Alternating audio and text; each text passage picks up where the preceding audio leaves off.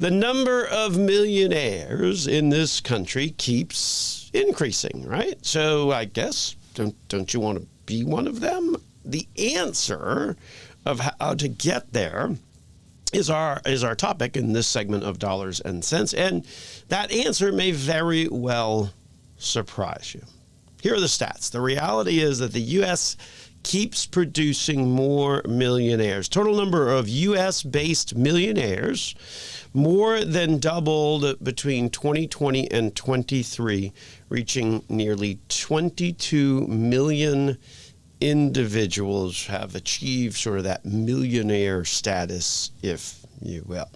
The interesting thing, as you kind of look at who's in that group and who isn't, very few of those folks got there by buying Bitcoin or creating an app or inventing the internet or whatever the case may be. The vast majority achieved this significant financial milestone simply by prioritizing their retirement savings. So we're going to get into how they managed to do that. But before we get started on that, let's take a step back and define what makes a millionaire. The reality is that you have to look at the concept of net worth in order to ensure that you have, in fact, achieved that status. So with net worth, right, you take your assets and you subtract out your debt. So what you own minus what you owe, and then that result is your net worth. Obviously, if that's seven figures, that makes you a millionaire.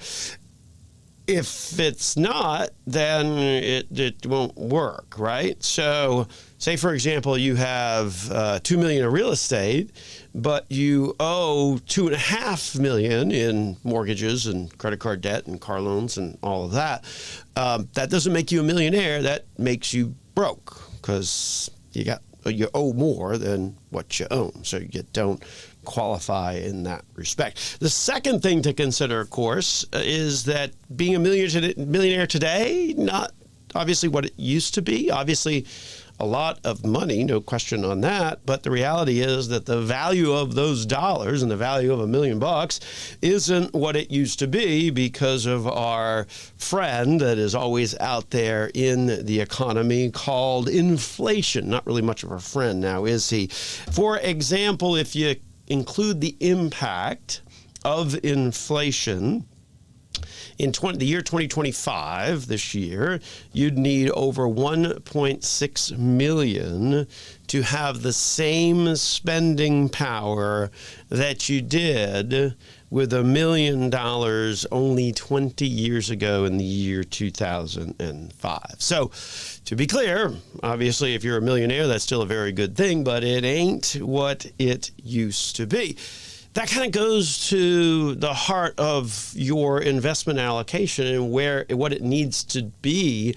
Even though you may be getting close to retirement or in retirement, there still has to be a healthy portion of that investment allocation that is designed for growth in order to offset this impact of inflation over time. Stop and think about that. In the past 20 years, you now need 1.6 million to buy what $1 million did just 20 years ago. So make sure you got some portion of that investment allocation, no matter where you are, that is still positioned to growth. So on to our big reveal. What's the most surefire way? Looking at the 22 million Americans that are millionaires, what is the most surefire way that they followed to amass that kind of a net worth?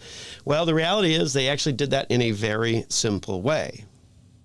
By making automatic contributions to a retirement account from every single paycheck that they received over the course of many years. Let me say that again.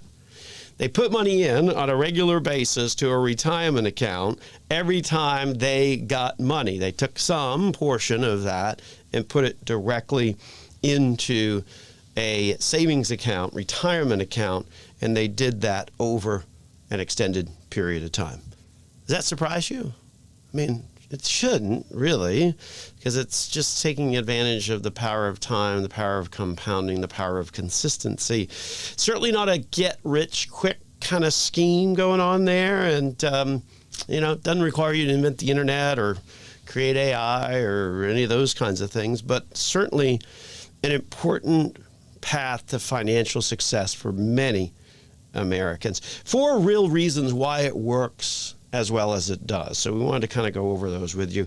First, when you're doing that, when you're taking from your paycheck, every time there's a portion that goes into a retirement account, it effectively forces you to underspend.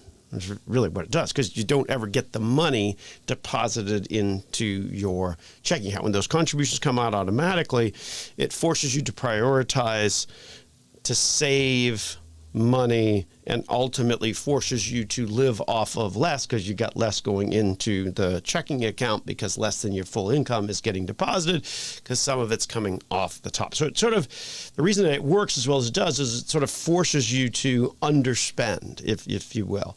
And then the other reason, because it happens just automatically and you get paid every 2 weeks or every a couple times a month, whatever the case may be, that also promotes consistent investing. That really does go a long ways towards smoothing out market volatility, but also allows you to sort of see the bigger picture and reduces down the temptation to make impulsive kinds of decisions, which, as we all know, can really throw off your investment results over time. Third, oftentimes there's some free money with it because when you're contributing to a retirement plan that's usually sponsored by an employer, more often than not, it comes with some free money in the form of an employer match. And it always surprises me, and we've talked about this in previous shows, it always surprises me how many people don't take advantage of the employer match. Folks, that's free money. If you're not doing at least enough of a contribution to get all of that match, you're literally just throwing dollars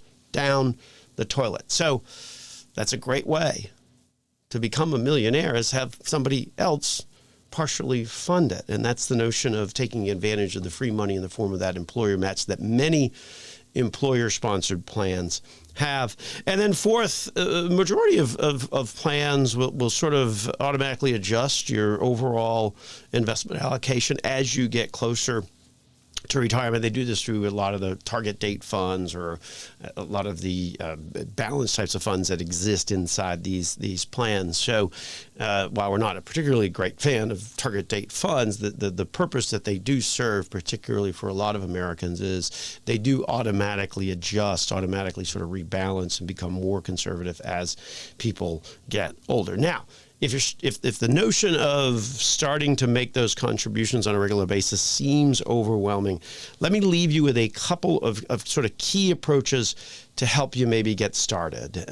Because obviously you want to get started, starting in any amount, starting small, and then looking to increase that contribution on a regular basis is a great way to ultimately set yourself on this proper path for your future financial self. So number one, whenever you get pay increases, right, take the amount of that increase and put it towards those contributions. So you basically take the increase and pretend you didn't get it. And then second of all, whenever your expenses decrease, so think of it this way, you paid off your car, you paid off your student loans, whatever the case may be, you paid off credit card. Okay, hey, now you've got extra money that originally was going out to pay debt.